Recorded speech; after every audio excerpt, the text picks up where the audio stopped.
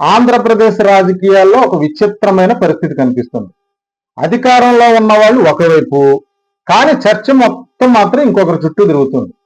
అసలు ఇది ఎలా జరుగుతుంది? ఎవరు నిజంగా రాజకీయంగా ఆధిపత్యం చూపిస్తున్నారు? ఇప్పుడు అదే పెద్ద ప్రశ్న. ముందుగా ఒక సింపుల్ పాయింట్ గమనించాలి. రాష్ట్రంలో అధికారంలో ఉన్నది నారా చంద్రబాబు నాయుడు గారి ప్రభుత్వం. కానీ ప్రతిరోజు చర్చల్లో ఎక్కువగా వినిపిస్తున్న పేరు మాత్రం వైఎస్ జగన్మోహన్ రెడ్డి. ఇది సాధారణ విషయం కాదు. ఎందుకంటే సాధారణంగా అధికారంలో ఉన్న వాళ్ళే నేరేటివ్ని కంట్రోల్ చేస్తారు. కానీ ఇక్కడ సీన్ రివర్స్ అవుతున్నట్టు కనిపిస్తుంది. జగన్ ఒక ప్రెస్ మీట్ పెడితే, ఒక స్టేట్మెంట్ ఇస్తే వెంటనే కూటమి నేతలు స్పందించాల్సిన పరిస్థితి వస్తుంది. ముఖ్యంగా ఆయన లేవనెత్తే ప్రశ్నలు పాలనపై, నిర్ణయాలపై, అమలుపై ఉంటాయి. ఇవి నేరుగా ప్రభుత్వాన్ని టార్గెట్ చేస్తున్నాయి. ఇక్కడ ఒక ముఖ్యమైన పాయింట్, ఆ ప్రశ్నలకు స్ట్రాంగ్ కౌంటర్ ఎందుకు కనిపించడం లేదు? కూటమిలో అనుభవజ్ఞులైన నాయకులు ఉన్నా జగన్ అడిగే ప్రశ్నలకు సూటిగా సమాధానం ఇవ్వటం కంటే వ్యక్తిగత విమర్శల వైపు వెళ్లడం ఎక్కువగా కనిపిస్తుంది. దీంతో అసలు డిబేట్ ఎక్కడో మారిపోతుంది.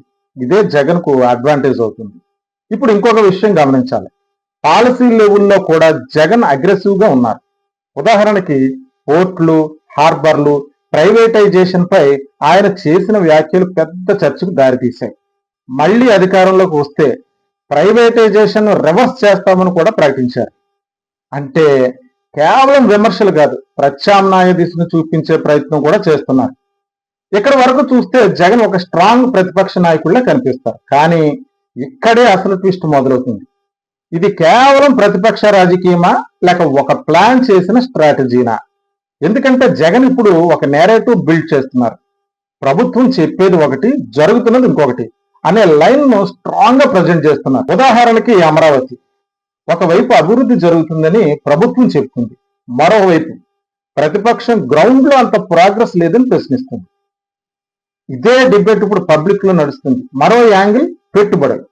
ప్రభుత్వం పెద్ద ఎత్తున పెట్టుబడులు వస్తున్నాయని చెప్తుంది, కానీ అవి నిజంగా గ్రౌండ్ లోకి వచ్చాయా, లేక అవి కమిట్మెంట్ మాత్రమేనా అనే ప్రశ్నలు కూడా లేవనెత్తబడుతున్నాయి. ఇప్పుడే ఒక క్లియర్ పాయింట్, జగన్ ఇప్పుడు కేవలం విమర్శలు చేయటమే కాదు, డౌట్స్ క్రియేట్ చేస్తున్నారు. అదే రాజకీయంగా చాలా పవర్ఫుల్ టూల్. ఇంకో ముఖ్యమైన అంశం స్టైల్. జగన్ మాట్లాడే విధానం చాలా డైరెక్ట్ గా ఉంటుంది. వ్యక్తిగతంగా కూడా విమర్శ చేయటంలో వెనకడుగు ఉండదు. దీంతో ఆయన సపోర్టర్స్ లో ఒక బలమైన కనెక్షన్ ఏర్పడుతుంది. అదే సమయంలో ప్రత్యర్థుల డిఫెన్సివ్ మోడ్ లోకి వెళ్ళాల్సి వస్తుంది. ఇప్పుడు అసలు క్లైమాక్స్ ప్రశ్న, జగన్ ఓడిపోయారా లేక మరో విధంగా గెలుస్తున్నారా? ఎందుకంటే పేపర్ మీద చూస్తే అధికారంలో లేరు, కానీ నేరేటివ్ మీద చూస్తే చర్చను ఇన్ఫ్లుయెన్స్ చేస్తున్నారు. అదే అసలు పాయింట్. రాజకీయాల్లో గెలవటం అంటే కేవలం సీట్లు గెలవటం కాదు, చర్చను ఎవరు నడిపిస్తున్నారు అనేదే అసలు గేమ్.